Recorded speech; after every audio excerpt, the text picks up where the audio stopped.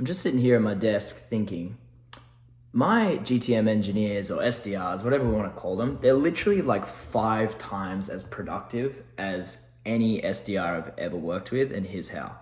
So basically we take the approach of automating what you can and then manually doing the work that you can't automate, right? That's not rocket science. It's not breaking news. With prospecting, there are a few automation workflows that you literally never need to touch. You build them, you put them on autopilot, you never need to touch them. Great. And they book meetings and hopefully generate revenue from those meetings. So I'll give you a couple of examples.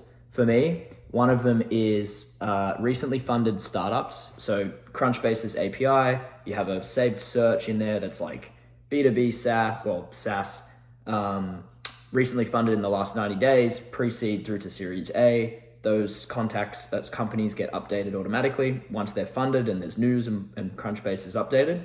That pulls into Clay. Clay does an ICP check, goes and finds the contacts, gets the emails, the LinkedIn URLs as well, and you can automatically add them to a HeyReach campaign. I never have to touch it. I cross-reference with my database. I don't talk to any open opportunities or closed won clients, all that good stuff, right? The only thing I need to do at the moment is replies handling, so booking the actual meeting.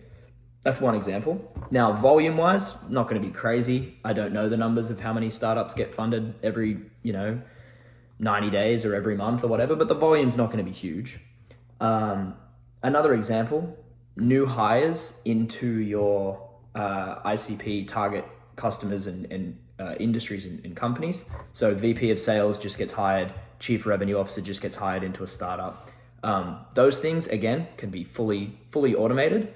Again, done by a saved search, going to find the right contacts, following certain companies, all this stuff, puts into Clay, ICP qualification, automatically send them a message. So those things can be automated. Now, here's the kicker. An SDR at a traditional company with a traditional company setup has one LinkedIn account, which is their LinkedIn account. You can scale LinkedIn accounts by buying, not fake ones, they're ID verified. They're real accounts, that's why they work.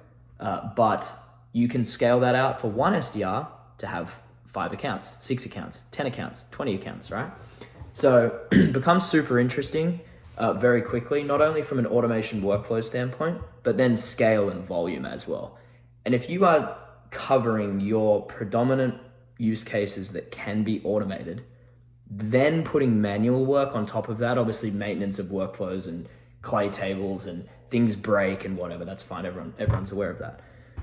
On top of that, having manual work for outreach, I mean, I'd be surprised if my SDRs and GTM engineers are only 5 times more productive than a traditional SDR. So that's my thoughts.